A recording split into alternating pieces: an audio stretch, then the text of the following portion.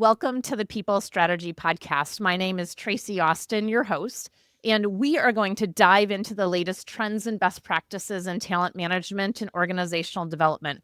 So join me as I chat with industry experts, HR leaders, and business innovators to uncover strategies that can elevate your business and your people. And before we get started with today's guest, I always want to give huge gratitude to our previous guests.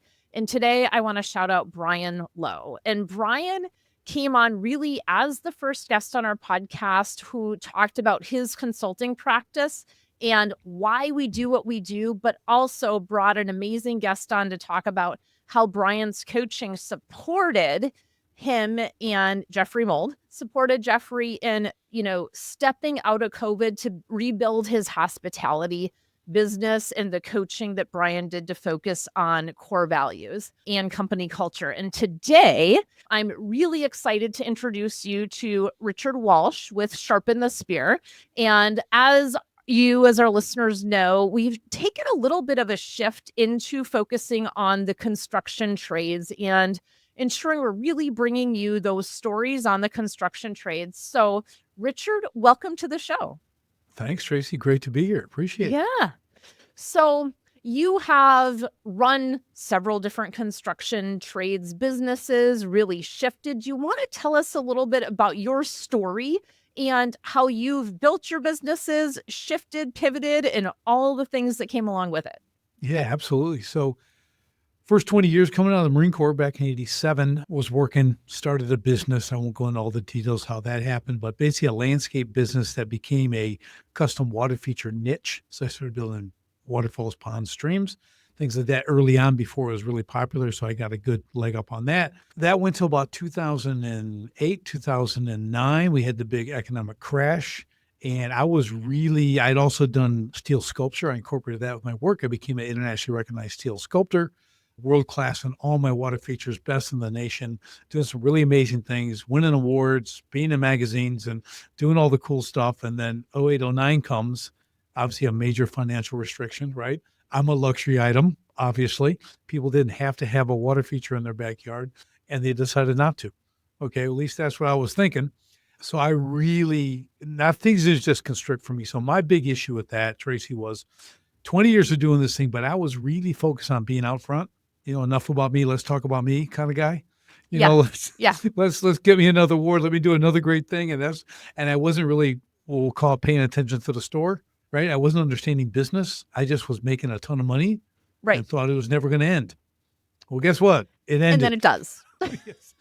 That's really good until it's not, as they say, right? So 09 really, on November 5th of 2008, I lost $500,000 in a day.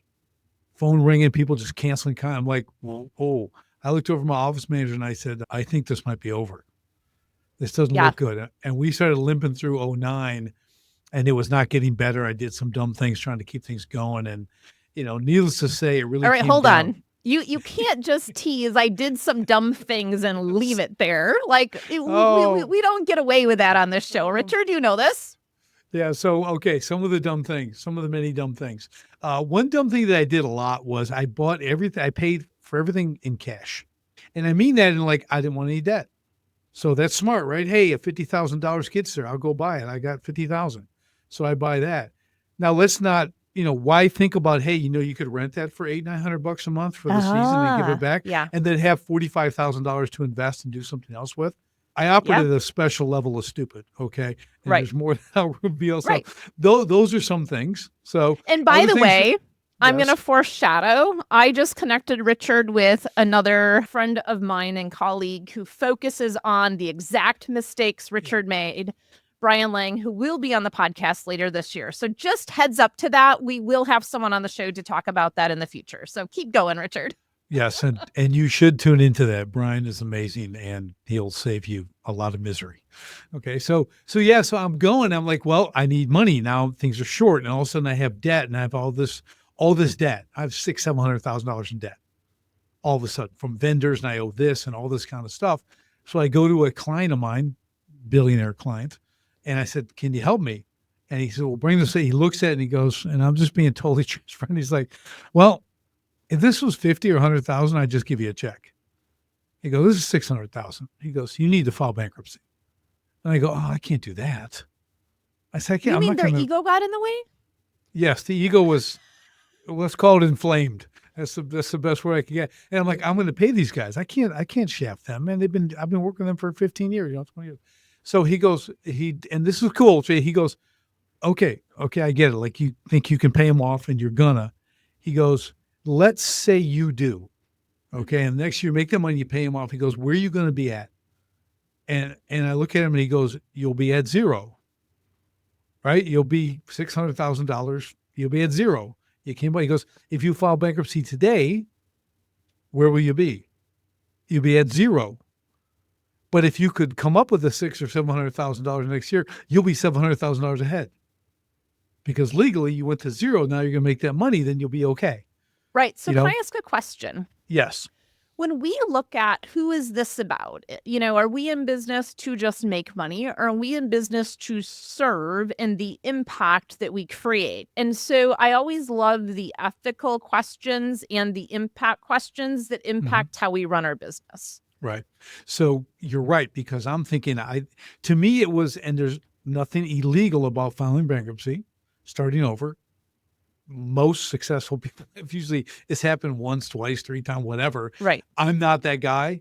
I just couldn't see the business part of that. I couldn't understand, so I said no. He goes, okay. And guess what I did over the next year? I paid them all back. And then guess what happened? 08, 09 hit. If I would have just had one good year, I would have been fine. Right. So I zeroed out, and then everything collapsed. Okay. Right. So I'm like, that's a pretty dumb thing, actually, okay, to do. I mean, I got into a situation with that for a number of reasons, but really that was great counsel, and here's a guy, literally, he would have given me $100,000, just gave it to me, but then he's like, but not this. Okay. Because it's not going to benefit you. Right. So that was really good. So then I did everything. Hey, let's refi the house. Let me get another 100,000. And that's, they're just giving money if you fog the mirror, you got money. Right. Back in those times. Right. So yeah, everything came down. That didn't work. Have nothing. Lost the business, lost the home. I have 6 small kids at the time, 4 years and younger, a wife. Right. So, and I'm like, wow. So I did a few things. I have this equipment, which I use to work, but now I have to sell it. And in that time with no money, I got 20 cents on the dollar. Right. For relatively brand new equipment. It was very expensive. So a whole lot of, we'll call it a cascade of wrong things, just kept stacking on each other. Right. Because I was not focused on business. I was focused on winning. Doing great things. You say you were not focused on business, you were focused on winning. And was that the winning for yourself or winning for the people in your organization? What were you winning for? So I was winning. I found this out actually being on a podcast. A guy goes, well, your love language is words of affirmation. And I was like, oh, yeah, you're kind of right about that. I was about doing the next. It was only about me. I love my guys. I had amazing guys who worked for me. We nicknamed ourselves the Special Forces of Pond Building, because I could take 3 guys. We could do in 2 or 3 days what other companies would take a month, and it was 10 times better. Right. So we were really into what we did, but I was about doing the next great thing. Right. I'm doing world-class exhibits. Okay. I'm like, who's better than me? Look what I'm doing. And so I wasn't focused on people. Yeah. Okay. And you know that because we've talked about it. And I want to get into it because that aspect was what I did when everything collapsed and I had to sell and close. I had guys work for me for 10 years, Tracy. 10 years, never missed a day. We built great things together. We did all this stuff. And I literally had to go and have my last cup of coffee with these guys and say, we're done. And so often, it is the rock bottoms that allow us to have the insight to say, how do we want to do this differently the next time? Because we're going to do it differently the next time. And there absolutely will be a next time because we're driven to do it as entrepreneurs. Right. So I'm curious, you hit that rock bottom, you're laying off guys that have worked for you for 10 plus years. What was the focus when you decided I'm going to come back and I'm going to rebuild in a different way? So I had this epiphany, okay, right before I shut down. Well, we'll call it the day of. I woke up in the morning and I'm thinking about my 6 little kids. And every day I'm thinking, they don't care how many trucks I have. They don't care actually what I do for a living, how cool I am, what everyone thinks of me. They don't care what kind of house we're in, okay, whether I run a business or don't. I said, they just want me to be around, and I'm never around. One Mhm. day, my 4-year-old's chasing my truck down the driveway crying because I'm leaving. And I'm watching this in the rearview mirror as he gets smaller and smaller as I drive away Right. because I got to do business, right? That was number one to me. It was all about me. So I said, if I stay on this course of businesses first, it's all about me. I said, my children are going to grow up and I'm going to ruin their lives because they're going to have failed marriages, broken relationships. They may know business and they may do good in that, but everything else they'll do is because what they saw me do, because more is Mhm. caught than taught with kids. And I'm like, I can't do that. And you're bringing up something here that's so important is we all step into the examples that are set for us. And Mhm. there's time where we need to figure out an example of what's possible that is beyond what is in our sphere. And whether that's in business, whether that's in family, whatever that is. So as you decided to pivot, who was the example for you of what's possible for family and business at the same time? I got to tell you, I didn't have an example. All I knew was my identity had become what I do. Okay, if I wasn't Rick Rock, if I wasn't Bill, if I didn't have a shirt on, a hat on at all times, if I wasn't getting public, if I wasn't all this, I was nobody. So part of that epiphany was like I'm kind of a natural contrarian, just I don't know since birth. Like the herd goes this way, I'm definitely going the other way all Right. the time. Yeah. Yeah. So I started thinking to go, I am not being who I am. I am being led by this business. This business owns me. I go, I'm never doing that again. So I got out of bed and went in the office and said, I told my office manager, we're done today. Locking the doors, went to the yard, construction yard, told my guys we're finished. This was like a Tuesday. I'm like, Friday, we're wrapping everything up. We're done. I'm not doing this anymore. Have no idea what I'm going to do, but it's not going to be this because if I do this, it has too big of a hold on me. Right. And Traci, has been over 15 years. I haven't done a water feature or a sculpture in 15 years. I am an all or nothing guy. Yeah. Yeah. And so I want to pause here for our listeners for a minute. And you asked yourself some really great questions that I would like to them to ask themselves, which is how do you define yourself? And is the way that that is defined the legacy that you want to leave? Because those two questions are completely different, and if we want to add a third, it's how do others define you? And is that in alignment with what you want? And do you really care? Right. And the hope is Right. no. However, especially for folks with words of affirmation as that, language of appreciation. And by the way, you've got love languages and you've got the 5 languages of Mhm. appreciation for work by Dr. White, which we can link to that. And if you've not done that with your team, it's such a phenomenal experience to know what drives them so that they feel appreciated at work. Like it's phenomenal. I'll just concur with that. That is something I know that was never even in the stratosphere. It was out beyond the stratosphere of my thinking. How my guys operate with I just end up getting guys who were like me. We just Right. work. Right. So Yeah. I'm not saying it was the best thing, but it worked out for that. But the tools like you provide, Traci, are amazing because my focus now is I built multiple businesses since then and coaching other businesses now is about building the right teams Hmm. because you can't free yourself from what I call the owner prison, right? That's my book, Escape the Owner Prison.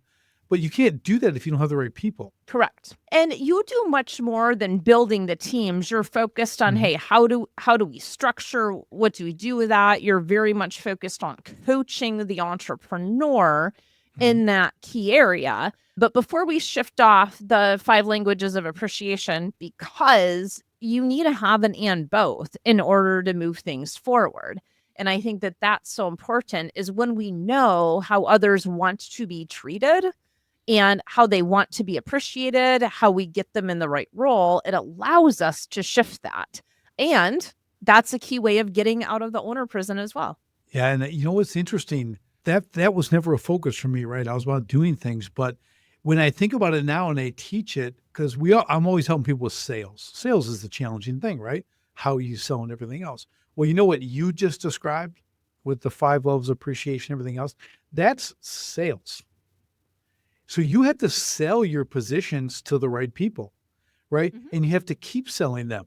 And if you know they're, I don't know what the best term is. I'll call them triggers for lack of a better word, but the things that like make them like feel appreciated, to do that recognition, however that is, if you know that, like it's like you're closing the deal all the time. It's kind of Yeah, cool. And I just kind of thought of this, but like that's how you win with a team, understanding absolutely. those things, right? It's Yeah. really good. It's really good.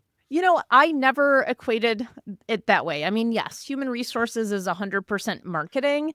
Yet, if you don't know who that is, and, we talk about building your ideal candidate profile along with your value proposition for your company to attract that right person.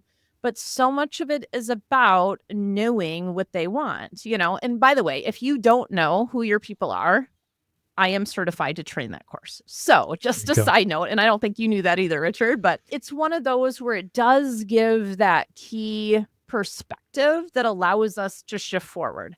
And so with that, I want to know a little bit about when you first start working with someone, what are you most interested in? My goal is to do 3 things, is to give them profit, freedom, and impact. Those are my 3 focuses for any business, okay? And I start with profit because you can't do the others without any money. If you're struggling in the business, if you're not either making the money, making the sales you should, but what we found is most entrepreneurs are leaving a lot of money on the table. That's already in their business. They just don't realize it. So I help Mhm. them recover lost profits they don't even know are missing. We start with that so they can get to the freedom, which means more control of their time, a business that runs itself. Okay. So instead of the 60, 80 hours a week, they're putting in 15 or 20. Okay. With the business, they're Mhm. at the helm, focus on their 5%, which means the 5% of the business only they can do, the Right. vision. Yep. So we want to free them because the freedom is that time to be at their kids' games and recitals and spend time with their spouse and do those things they actually got into business for, because they Mhm. were told you get all this freedom, you manage your own schedule, and they don't. Okay, they're trapped. Okay, they're trapped in there, and that's the thing. So we want to do that. So really, we focus on that. We take them through an entire program that really aligns their business. Okay, so it's we'll call it firing on all 8 cylinders, right? Really doing the things it's capable of doing that they don't know. Because here's the reality, right? Especially in the trades, home service industry, we all have a skill. We take that skill and we start a business because we know we can do it better than the guy we're working for. And so we go and we start this thing. We're good at something, but we don't know the business end. But we go out and we Right. make money and we do jobs and we can sell because we're happy it's the thing we do. So we're excited, and the ignorance on fire gets us some distance, right? We don't know, but we're running hard and we're doing things. The problem is that's good for 2 years. And then the next thing you know is 10 years, and you've repeated the first 2 years 5 times. So Correct. you're on a Yep. hamster wheel, and that's where you're trapped. And then like me, 20 years, and then the business part takes you Right. down. So within this, I know you stated you're focusing a lot on teams, and we're going to Mhm, hear, next week on the impact of mhm, what's very specifically happening in some of these businesses within that. And I know that you can share a little bit about mhm, kind of what is the before and after that mhm, very specifically happened with Craig and the mhm. business that he's in, and how he took it from this Yep. small family business into what it is today. Right. Yeah. It's really came in. So they had been building custom homes down in Texas for 40 years. His father started this business. He was actually like an industrial arts teacher at the high Yeah. school. So he wasn't in the business. His mother passed away, needed him to come on board. So he comes into this. They do a cost plus approach, right? So it's whatever it costs, and we get 15% on top. That's their Yep. profit, right? There's nothing wrong with that. Some guys do it really, really well, but it also lets you be really, really sloppy. Mhm. Okay. And you can get things can get kind of chaotic. You're kind of flying by the seat of your pants. So he came into this, and it's just the phone's ringing all the time. It's just chaos. So then he reaches out to me. We started talking. I said, well, So we started just nailing things down. So one of the first things was how to get the phone to stop ringing. You have no systems. You don't have any processes. Let's build those out. Let's put these things in. Let's get an order. Who are we really serving? Yeah. Right. So the cool thing, Tracy, we went from like average, a million and a half for the homes. That was kind of Right. their average, right? For these custom homes. These are people's dream homes, that kind of thing. Well, I'm like, well, we can do way better than that. If we really understand who our ideal client is, who we're really serving, and we create a world-class customer experience in Right. And I this. want to pause here for a second because you just said some things that are so important. And one of them is clarity. Clarity around what we are doing. We're building a world-class customer experience. Well, guess what? That's not about you as the owner That's right. and you making money. I'm going back to your original story, Richard, right? That's about how are we best serving? And the second thing here that I want to point out that's so important for clarity, I'm going to name it in some different words than what you did, but it's what is the business strategy and what are the Mhm. business results that we want to get? And Exactly. guess what? Where everything falls down is in the middle, and it's people and processes. Yep.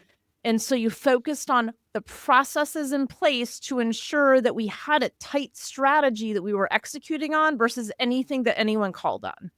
Correct. And then we do a thing called strategic vision. Okay, this is a biggie. This is Now huge. this is Yeah. huge. This is what makes or kind of breaks the business. This is what can change your company culture. Because people always say you 100%. need to change your company, but strategic vision is what we're going to accomplish as a company. So it's internal, right? It's the customer journey. It's written out in story and factual, right? We have a combination and it can be 6, 10, 12, 14 pages long, right? But it really is from the first call all the way through delivering the whatever the product or service is and beyond, and how every single person on the team fits. Okay. So how are they the hero in the journey? And Yep. this is written out and is what we're going to achieve in the next 18 to 24 months. It's not what we're doing right now. Right. And this becomes the focal point. It's not a mission statement that becomes wallpaper everyone walks by every day. And that Mhm. mission statements, by the way, only feed the ego of the owner. Yeah. When I mentioned Jeffrey Mold at the beginning of our conversation, and his line on culture is if it's on the wall, it has to be lived down the hall.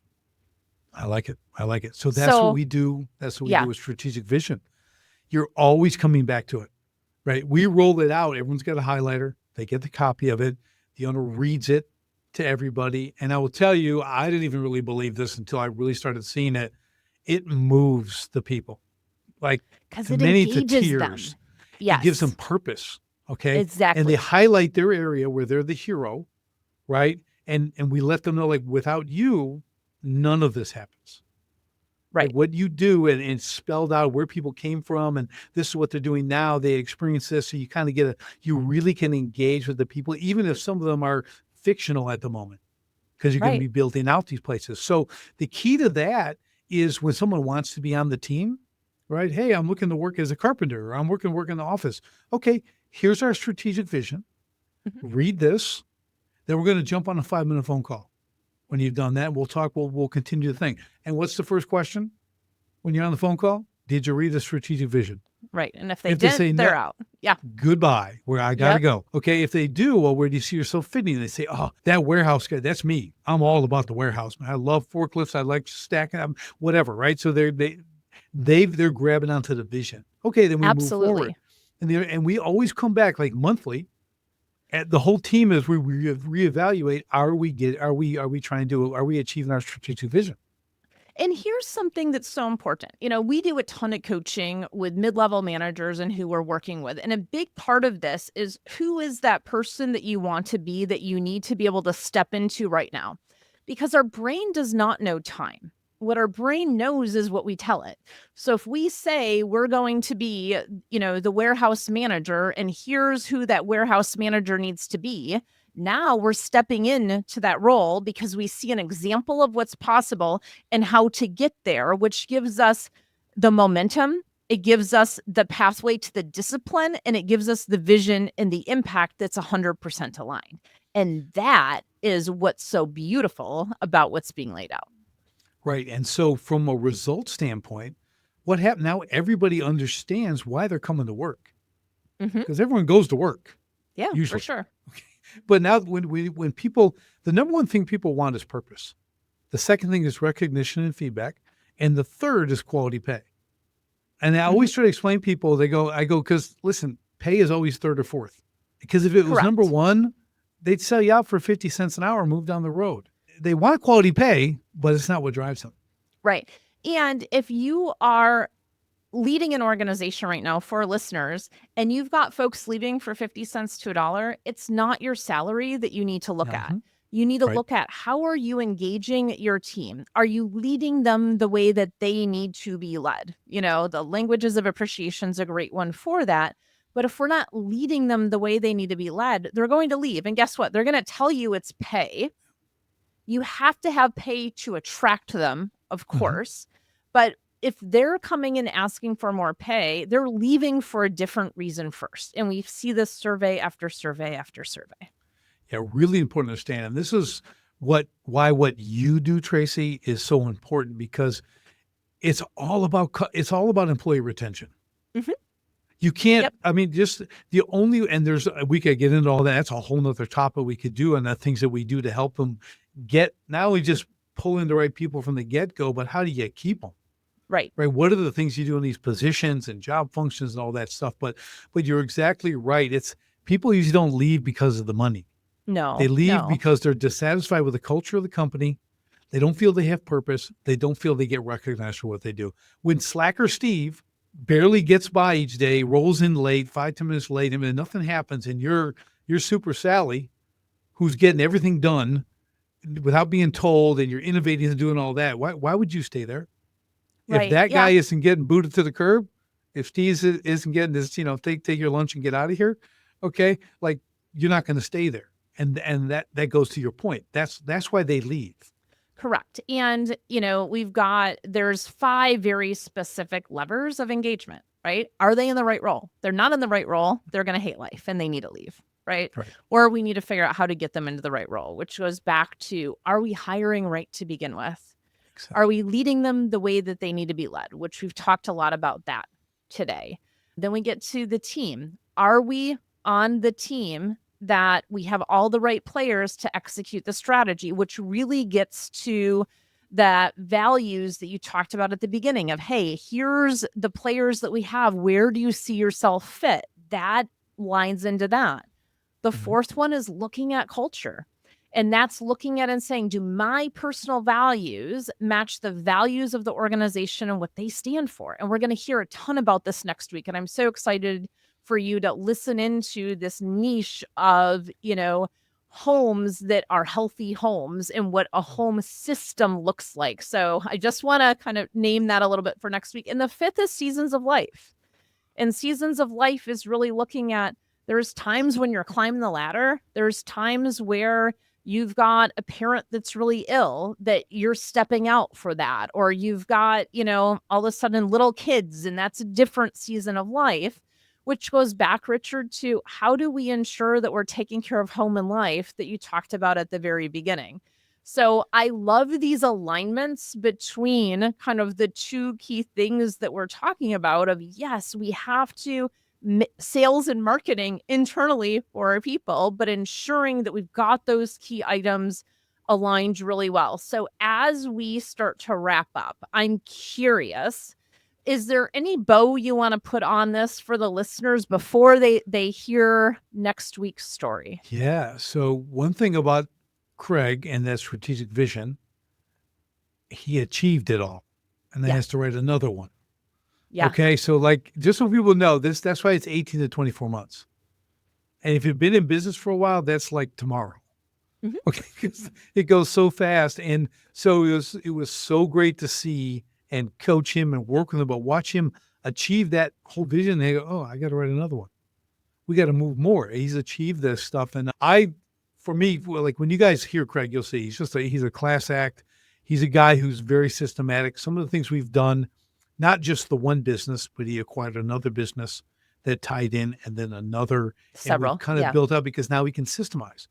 He Correct. can go in and get something for 30 cents on the dollar. He could come buy my equipment because I'm too dumb to, and he can get it cheap.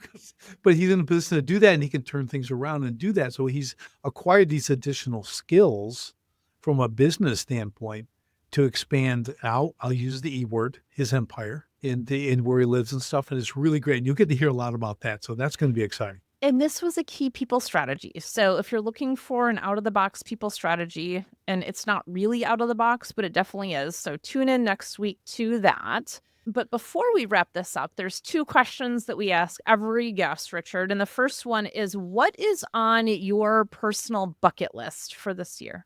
Okay, my first thing on my bucket list, the main thing is my goal is to help 10,000 business owners create profit, freedom, and impact in their business. That's the professional bucket list, which we do want to know. So you want to help 10,000. Okay, so there you go. Right, so we got that. Okay, now personal. It's funny. It's a funny thing, and you'll probably come over and slap me. I don't think in those terms, Traci. I don't think in the personal things anymore. I know it's odd.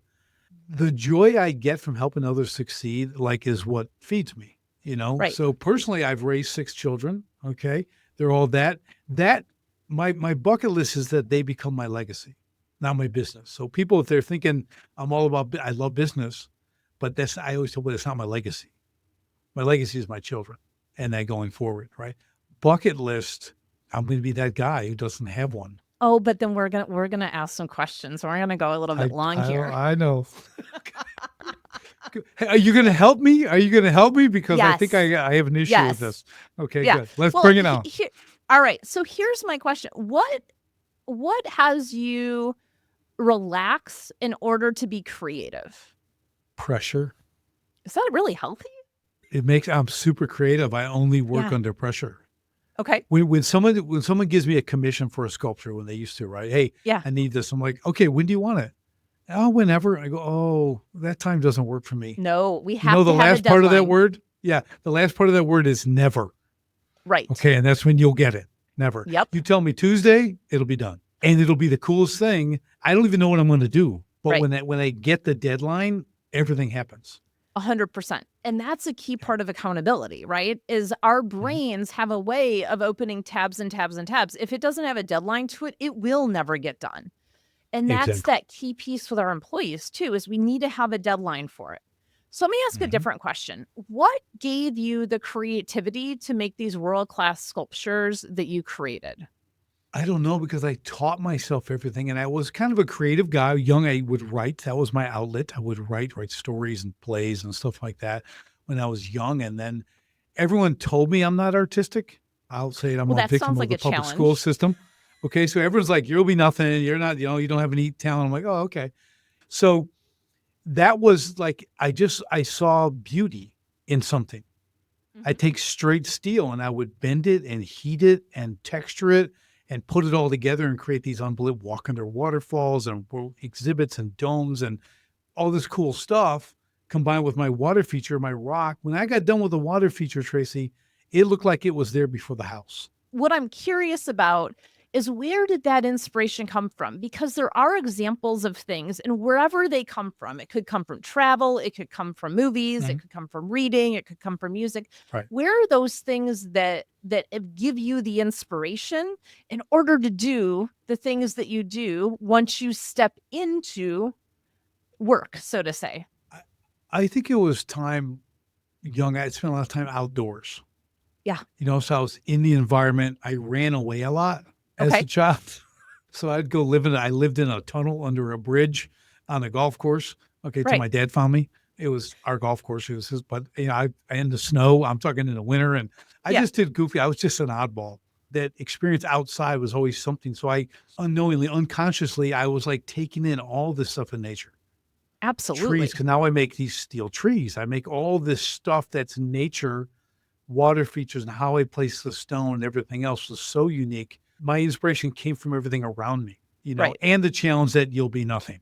I'm a little competitive. Let's just say I'm a little competitive. And so that competitive nature pushes that. And the reason why I asked the personal bucket list item is it could be, hey, you know what? I want to complete a TED Talk. Like, that is a number one thing for me. That is a work one, but a personal one, maybe I want to spend a month in Norway. okay, so now how do I combine a TED Talk with being in Norway? And why Norway? Well, there's family heritage there. I have something about the fjords and how they work and what that looks like, but also the culture in European countries around how we treat our employees is so incredibly different than it is here Hmm. in the US. And so the personal bucket list, live in Norway for a month, to the professional bucket list, speak at a TED conference, are things that can really be combined. And the key here is, and you named this very upfront at the very beginning, is we're the same pot of soup, right? Where we are Hmm. at work and at home, and yet we have to have the inspiration that drives that other piece. So I really want to challenge you, Richard, of what is that personal bucket list item that you can tie into the professional bucket list item. I'm going to have to whiteboard that for a little while. I don't know if I can off the top of my head, because what I've done was create that personal bucket list. I wanted to homeschool all my children all the way through. I want to be available when my wife called me, whether I'm at my gym or I'm at my other bit, I can be home in 15 minutes Yeah. and help her out. Yeah. I created all that. I did all that. I trained my kids. My son want to go to the Junior Olympics. Okay, I'll train you. And we went Yeah. to the Junior Olympics. Okay, we did that. So I achieved all this stuff with my chest. So that was like Now you have to if it create a new works, one, just like if you'll Craig accept does. this, that's how I'm saying it. Right, exactly. So I did all that. So I'm like, can I take a breath for a minute? And then so but now I have to reevaluate. You're exactly right. So that's to me like I don't know, because I'm doing this 10,000 business owner. I'm kind of focused on this next season on what this looks like, because things in the family arena are different now because the kids are grown and graduating and Right. all the stuff out doing their thing. So you have challenged me, Traci, to put this together.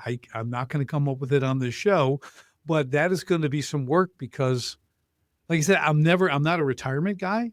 There's nothing about, I'm the retired, put 4 new tires on and go back down the road. Yep. That's me. So I have to have this, like you're right, an engaging bucket list, like something, because every time you say bucket list, it's like, then you've got to die after that, don't you? Isn't that what that's about? No. I'm like, well, I'm No. just like, You I just just want create to a do new the next one. thing.